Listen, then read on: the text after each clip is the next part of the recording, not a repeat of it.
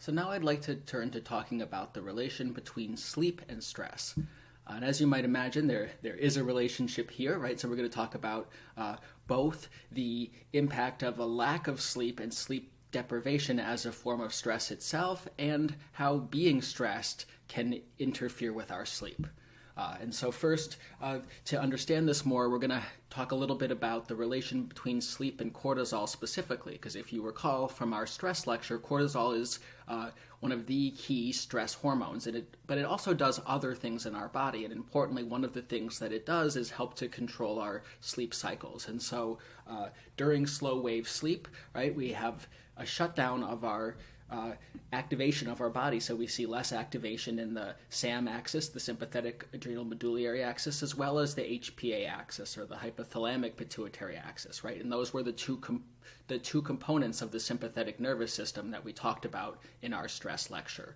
And so, when we are in a restful sleep, those are shutting down, and that's what's giving our body a chance to recover. And so you have much lower levels of corticotropin releasing hormone, one of the precursors to that stress response, and then also lower levels of cortisol when you're in slow wave sleep. And so this is going to be an important part of controlling what we call our daily cortisol cycle, and I'll show what that can look like in a minute here. But as much as cortisol is a measure of stress, we also all have a fluctuation of cortisol over the course of a 24-hour period that's perfectly natural and normal. And so having a relative increase in cortisol at certain times is actually going to be a good thing for controlling our sleep-wake cycle. Another key role that cortisol plays here is that during REM sleep, we actually see a bit more activation in these sympathetic nervous system axes, the SAM and the HPA again, because you're a little bit more activated when you're dreaming, right? Sometimes you have stressful dreams and stress responses, and so we do see a bit of a cortisol increase there. And so cortisol does fluctuate with sleep cycles, but also overall with being asleep versus awake. And then really importantly, cortisol is a activating hormone, right? And so it's one of the things that we use to wake up in the morning. And so levels of corticotropin releasing hormones are early in that cascade of sympathetic activity. So levels of that hormone increase, and so does cortisol. About an hour before you wake up, those start to rise rapidly, and this is part of what allows you to rouse your body out of sleep. And so what our cortisol cycle should look like over the 24-hour day is that, as we're waking up in the morning, we should see this steep rise in cortisol, and then that should slowly go down over the course of the day and drop as you're sleeping at night, and then again start to rise with that sharpest period of rising right before you're waking up, right? So this is an idealized graph, but generally this is the cycle that we see in healthy people. And so certainly cortisol goes up and down over the day, but it's still staying within a healthy range here, right? So again, it's starting to increase rapidly about an hour before you're waking up. So let's say this person's waking up at 7 or 8 here, so it's rising rapidly, starting around 6 a.m. It's peaking a little bit after it's peaking around or just a little bit after you awaken, and then again dropping down over the course of the day, and at its lowest when you're in your slow wave sleep at night. This is a little bit more less stylized version of that, but we can also see how cortisol interacts with how cortisol fluctuates alongside of other key regulators of sleep. So we see our cortisol here, and again, it's showing a similar thing, just not in the same stylized version. But again, we're seeing that as the person is getting ready to wake up, we see this sharp increase here. So you see the slope changes a lot there. It's peaking a little bit after they're awake and then dropping down over the course of the day, and even more so just before the person's falling asleep and into the night. And so that's the general cortisol cycle, but then you can also look at how that maps onto what's happening with our melatonin. That's a really key neurotransmitter in sleep, and so you can see what that's doing here, right? So this is spiking right around it's starting to spike right before you fall asleep and going to its highest level in your deep sleep during the night, and then dropping down as well. So melatonin is actually something you can take in pill form as well. It's one of the few natural sleep aids, and so taking that about an hour before you want to go to bed can help your body to create more of this melatonin so that you start your sleep cycle. And so this can really help to regulate your circadian rhythms. This is why people use melatonin a lot when they travel and change time zones. So that's happening there. And then also our body temperature is a key regulator of sleep as well. And we talked about that a bit before, that one of the purposes of sleep might be to lower your body temperature. And so certainly body temperature does fluctuate with our sleep cycle. And so you can see what happens here is it rises just a little bit before you fall asleep, but then drops over the course of the night. Your core body temperature goes down and then starts to increase just before you wake up, and then is much higher during the day as your body's moving around, right? So this is your core body temperature. And so one of the cool sort of tricks we can learn from this is that, right, so your body's cooling down as you fall asleep. And so one thing you can do to try to help yourself to be able to fall asleep and to sleep well is to take a warm or hot shower or bath about an hour or two before bed.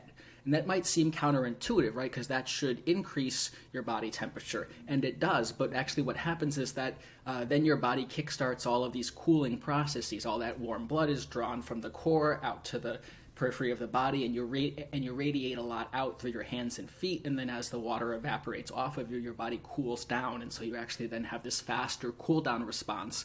And this can lead people to fall asleep earlier and have better sleep. There's been some recent research that's been supporting this. And particularly that you want to do this about an hour to 2 hours before you want to go to sleep so that you have time for that cool down process to occur. All right. So the three key regulators that we've talked about here are cortisol, melatonin, and core body temperature, and these all work together to regulate our sleep-wake cycles. And so when we want to improve our sleep, we can try to shift the levels of these three different regulators, right? We can try to change our body temperature. We might take melatonin, or we might use less blue light, which directly interferes with melatonin, and in order to enhance our sleep. We also might, try to think about our stress and cortisol levels. And so we could look at that here as well. And so we'll talk more about cortisol and stress with sleep in the rest of this section. And so the fact that cortisol is a key player in regulating sleep is the main reason why sleep deprivation itself can serve as a stressor. And so over the course of the day and into the night, your cortisol levels should decline for a while. But if you don't sleep, then your cortisol levels will keep going up and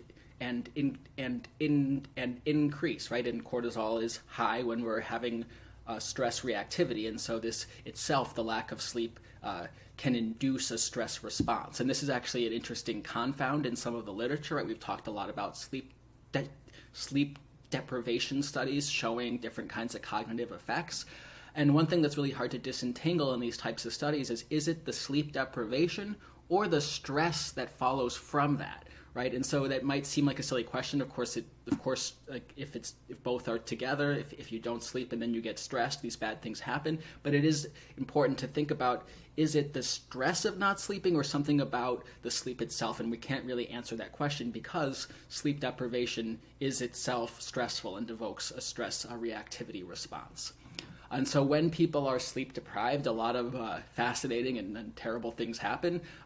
First, it's really interesting. We often think that when we're sleep deprived, like our brain is not working, right? It's not on, it's not firing as much, but actually we have more activation in our brain when we're sleep deprived.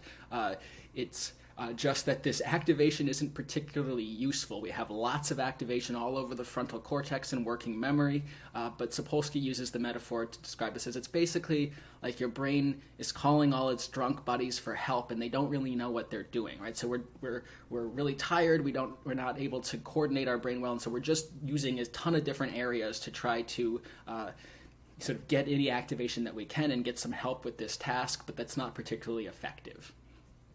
I think just kind of a funny example of this, I was talking to a friend the other day who was very sleep deprived for work, and she was on a work call, and she said, she started to use a new phrase that she'd never used before, like the squeaky wheel gets the grease, but she said it wrong like 4 times before she ever said it right. And I think that's kind of an example of why in the sleep-deprived moment was that even coming up? All these areas in her brain were activated, and this random phrase that she's never used before was brought forward, but then not even correctly so, right? It's really unhelpful brain activation. That was not the time to use that phrase. It wasn't even appropriate for that context, but it's really unhelpful activation that's occurring when we're really sleep-deprived. And so our reaction times suffer, right? Because again, our brain is active, but not in an efficient way. Our immune systems can also start to suffer, right? Sleep is really important to immunity, and our concentration suffers as well too, right? Again, you're having unhelpful activation, and so you're not able to focus well on any given task, where your brain will jump around to different tasks and different focuses, and it's really difficult to focus your attention.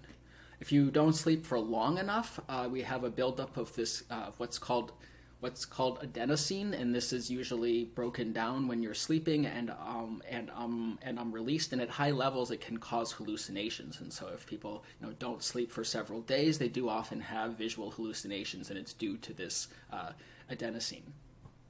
And you can really see the effects of sleep deprivation in this a really, again, fascinating and really sad case of what's called fatal familial insomnia. It's very, very rare, but it's a genetically inherited disease where about around the age of like 40 or 50, people just stop being able to sleep, and they cannot go to sleep. They've tried all kinds of different medications for them, and they just slowly deteriorate, and basically you go insane with hallucinations and losing mental capacity, and it's a really, really sad way to go. Again, it's really, really rare, but there's a family or two, I think it's in Italy, where it's genetically in the family, and so they've been really intensely studied because it gives us a good insight into what happens when you don't sleep. And so there's a lot of efforts to try to develop cures for this, and also just to study sleep deprivation more generally and its effects through studying people with this disease.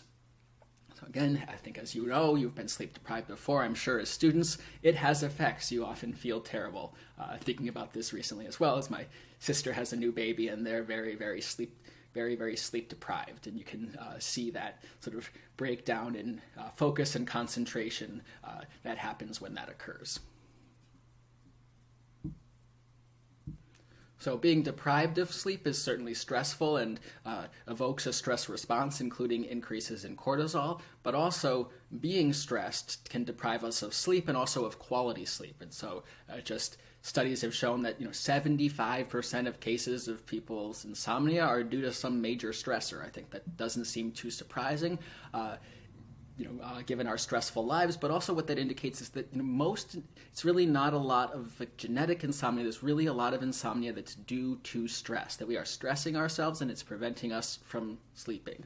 And so this makes sense, again, if we think about cortisol, the fact that when we're stressed, we have higher levels of cortisol as well as the precursors to that. And CRH, corticotropin releasing hormone, again, that specifically disrupts sleep, especially slow wave sleep. And so when we're stressed and we have more of that, it's hard to get restful sleep in particular. And as we know from before, this disrupts our memory consolidation, right? We need slow wave sleep to consolidate memories. And so this is going to be a really important reason why stress can interfere with memory and cognitive functioning, and also deprives us of sleep.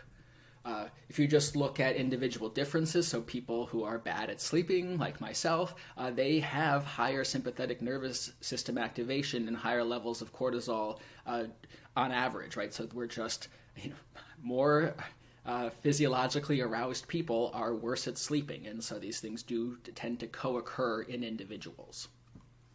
Another key thing I want to talk about is then we talked in the stress lecture about HPA dysregulation, and this is when your hypothalamic pituitary axis gets basically out of whack because of chronic stress, and so it's no longer responding properly to cortisol, right? And so your hippocampal neurons and your hypothalamus are not getting that signal back that it's time to shut down your stress response. And so this can be a key way also where stress deprives us of quality sleep. And so the more that we're chronically stressed and this HPA axis gets out of regulation, then we start to see that rather than having a typical sleep-wake cycle of cortisol where it's higher in the morning and decreasing over the day and into the night and then increasing again to help you wake up, we see that this cortisol cycle again gets out of whack. That's what HPA dysregulation does, and that means that you're not going to be able to sleep well. So it's that whole cycle is going to be off.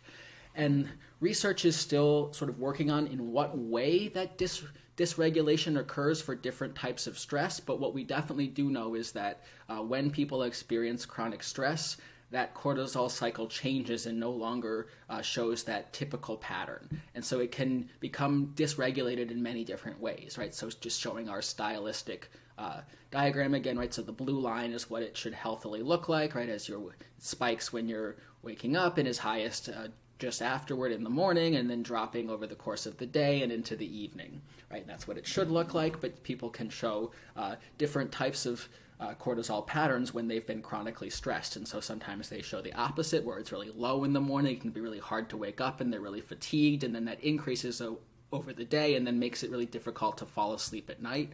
So that's one way that it can be dysregulated. It can also, people have sometimes just showed what we call a blunted cortisol response, where there doesn't really seem to be any fluctuation over the course of the day. And this is also, not good for you. It makes it really hard to sleep at proper times and to awaken at proper times, as well as all of the other physiological effects that are going to occur from having an HPA system that's out of proper regulation.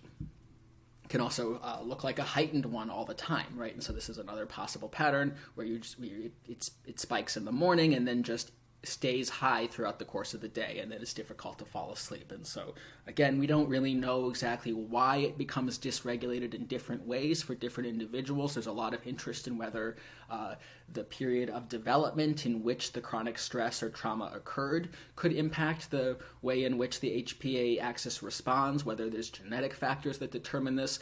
So we're still not entirely sure about that, but there is very clear evidence that chronic stress leads this cycle to become out of whack. And even more interestingly, potentially, is the fact that being stressed the day before can change your levels of cortisol upon awakening. So if you have a really stressful day yesterday, and then today, if we measured your cortisol when you woke up, it's likely to be higher than it is on other days when you were not so stressed the day before. So researchers who are interested in stress and how it fluctuates day to day will often assess morning cortisol as a way to index the stress from the prior day's events.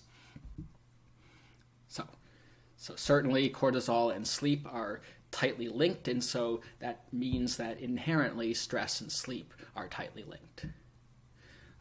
And I'm sure you know this as well, right? They feel linked for us as well. When we're very stressed or very tired, they can interfere with each other. So this is one of my favorite comics, The Awkward Yeti. So I said, I think this is the most tired I've ever been in my entire life. And your brain says, I understand, I really do, but I'm anxious, and that's really needs to be where our focus is right now. And so, again, stress interferes with sleep even when we really need it. When we're anxious and stressed, it can make it hard to sleep even when we know that's what would help us the most. So we've said that stress deprives us of sleep, but it turns out that this is not always true, that there's a really interesting subset of cases where extreme stress can actually cause overwhelming sleepiness for some individuals. And so if you're interested in this, I linked an article. You can read more about it here. But briefly, this occurs for individuals who have had experiences of chronic stress early in development where there wasn't really anything that they could do about the stressful type of situation. So, for example, being in a home where people were fighting a lot and you really couldn't do anything about that except stay in your room. And so when people have had a lot of basically learned helplessness types of situations where they're facing a lot of stress, but it's not in their control, one of the reactions that can be learned from that is that the adaptive thing to do is fall asleep and avoid that type of situation. And so people who have had that a lot early in life sometimes develop this reaction to stress where they get really stressed and they just become overwhelmingly sleepy and go to and and go to sleep. And so while this may not be adaptive for new types of stressors where you need to engage in some type of active response, this is developed because it was adaptive for that period of life in which the chronic stress was being faced and there was nothing to do. And so this is some really recent evidence to suggest that, again, not everybody reacts in the same way, and our early life experiences can really impact that, right? So here again we see health psychology coming into play with the biopsychosocial model, right? Our social environment has an important impact on how we respond to an important impact on how we respond physiologically to stress. So I'm going to pause there, and then we'll come back and talk just briefly about sleep and exercise.